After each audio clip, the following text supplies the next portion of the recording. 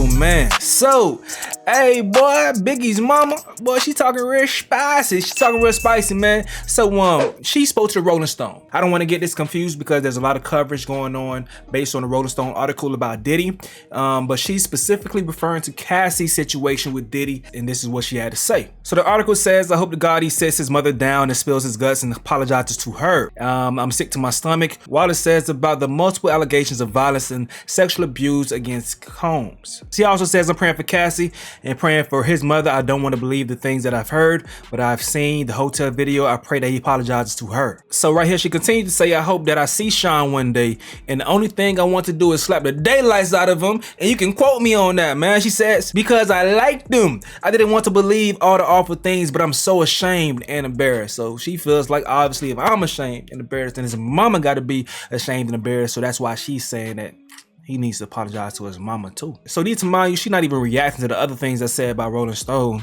in this article, because I'm pretty sure she's been hearing so many different things about Puffy over the years, about Biggie. I'm pretty sure she tried to filter through all those things. She only believes what she sees, and she's seen that footage. But the things that was said in Rolling Stone by some bad boy execs, boy, peep this right here. So it says, former Bad Boys president Kirk Burroughs details a time when Rolling Stone approached Bad Boy Records with a front cover opportunity after Biggie died, but Diddy selfishly refused to allow Biggie to be on the cover because he wanted to promote his solo album No Way Out. So it says, Kirk Burroughs, Bad Boy's co-founder, partner, and president, recalls the moment after the tragic death of Notorious B.I.G., Rolling Stone approached Bad Boy about a cover opportunity, and Burroughs advocated for the late rapper to take the spot. He says, I was telling Sean, let's make it Biggie. You still have a chance for a cover in the future, Burroughs recalls. He's like, no, he's dead. I'm putting out No Way Out in July. I need to be on the cover of Rolling Stone. Combs got his cover.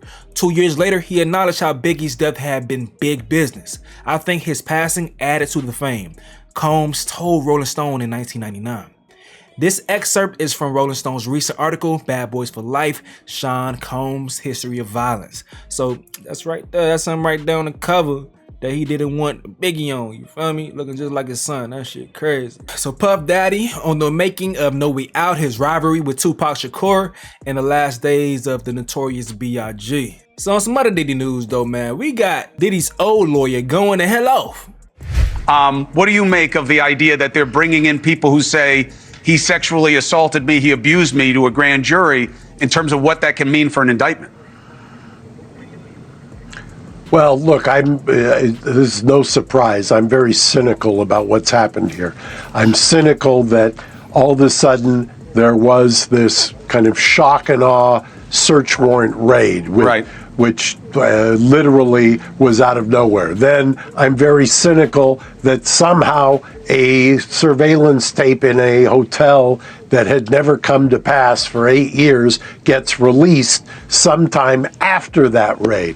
Then I'm very cynical, and by the way, I know the other author of that article in the Rolling Stone, Nancy Dillon. I've known her for many years in her previous incarnations, but you then see that there is this story that comes out, and by the way, in between, there were several more leaks to CNN.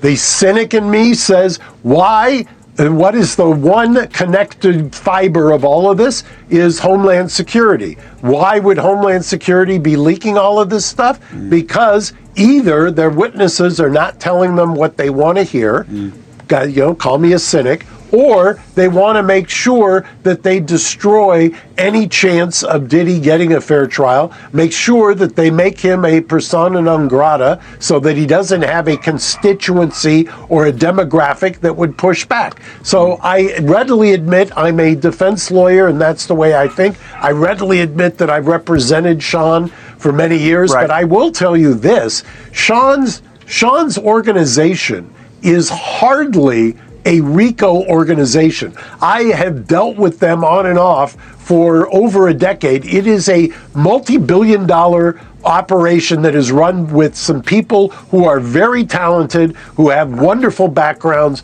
and are hardly running a RICO operation. The whole thing that's crazy about this whole shit is that I mean, of course you're supposed to say that. That's your job, or you probably want some more money in the future. So of course you're gonna say that shit. But the whole thing is like, I think so many people in Hollywood or on these big levels, they do so much illegal shit that is so normal to them that sometimes they don't even realize that they doing illegal shit. But when you piss the right people off and it's time to go ahead and lay down that hammer, they can go ahead and flex the power of the law and lock your ass up. That's what I think goes on, man. So all the crazy drugs that folks be doing, the freak offs, X, Y, and Z, some of them things may seem normal. When you live in that lifestyle, you feel me? You know, it's already a fantasy lifestyle when it comes to all the access to money and, you know, power and stuff. So you probably just go further in your mind, but all the time you be committing crimes. Now right here we have Diddy and Cassie's former makeup artist saying some more shit. Let's see what's up, man.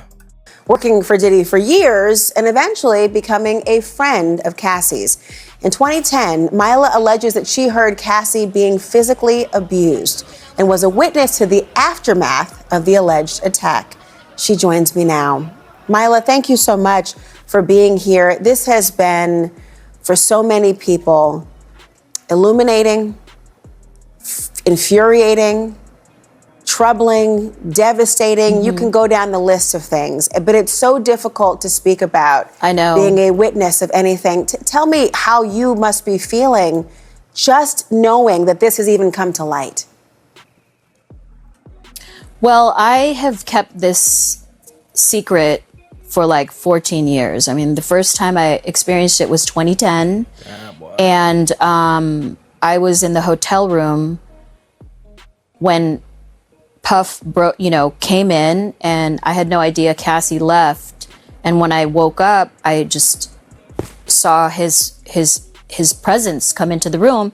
They went into the bedroom and shut the door, and all I could hear is screaming and yelling and whatever was going on in there, I don't know. But all I could think of was to grab Cassie's things and start packing it up and just getting her out to safety and bringing her to my house. So that's kind of like what transpired from that night. And once she came out of the room, she was badly, beaten. Oh my God. What did her physical appearance look like? I mean, it was knots on her head, black eye, busted lip, but a lot of knots all over her head. Did she go to the police at that point or anything? No, we didn't know what to do at that point because, Puffy is a very powerful person and we were quite terrified. So I just, brought her to my house, and my friend, who is a doctor, I called her, and thank God she was in town because we didn't know what to do. And she treated her for, just to make sure she didn't have a concussion or anything like that. But it was really it was painful to see Cassie like that because she's such a beautiful human being. And for a man to just hurt any sort of woman or child or animal, it doesn't matter. But Cass is a good friend of mine, and I just felt, so I just didn't know what to do. I felt like the biggest thing is that in that video that we seen, she's running away. She looks defenseless.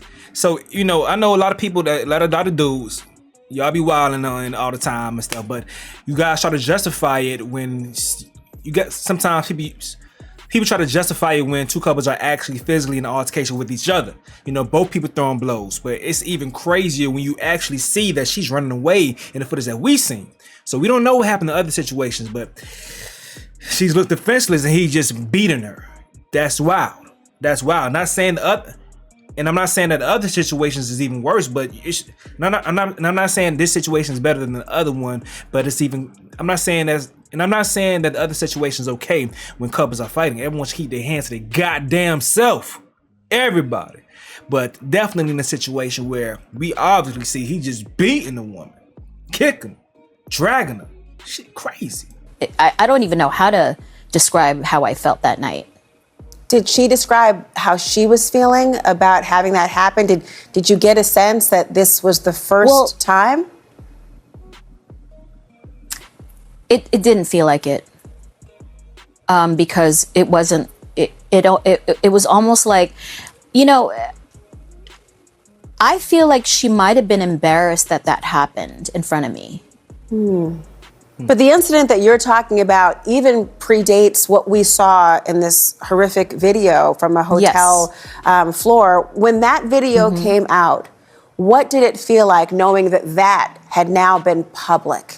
No, I was devastated when I saw that video because it was like I witnessed what could have happened in that room and more, you know? So that was a hallway incident. Who knows what happened, you know, in that room when I was outside of there. And I was devastated. Actually, I've been devastated since the court cases came out and how, you know, he mistreated Cassie. He has settled the suit involving her specifically, but there are others, and there are sources that are telling CNN that the majority of the people currently suing Diddy are actually speaking to federal investigators, which indicates the Justice Department might be moving close to an indictment. So do you think that Cassie would testify against him if federal investigators asked her to or compelled her to?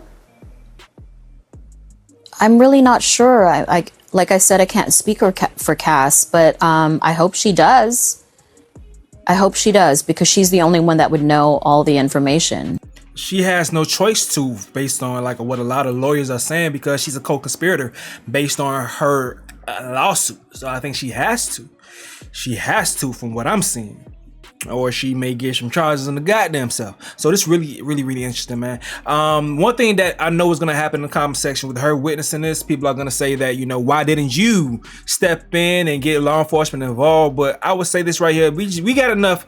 Diddy's enough of a villain by himself. If he wasn't putting hands on her, beating this woman, signing her to a 10-album contract, doing so many controlling things, if he wasn't the person, then you would have to force these people to act in her defense. And also she stayed there too. So that's a sticky situation, man. Crazy situation. I'm coming to that understanding as I'm covering the situation as far as giving the people around more grace, because these people just want to make it home too. And if you are hearing how crazy this man is, I don't want my auntie, my cousin, or whomever in my family in that situation to go ahead and put herself in a line of danger with that crazy ass man. I wouldn't want that. So y'all gotta let me know what y'all gotta say in the comment section below. Me, myself, personally, I'm gonna go to get out of here though. This has been another update with Stace. Yo.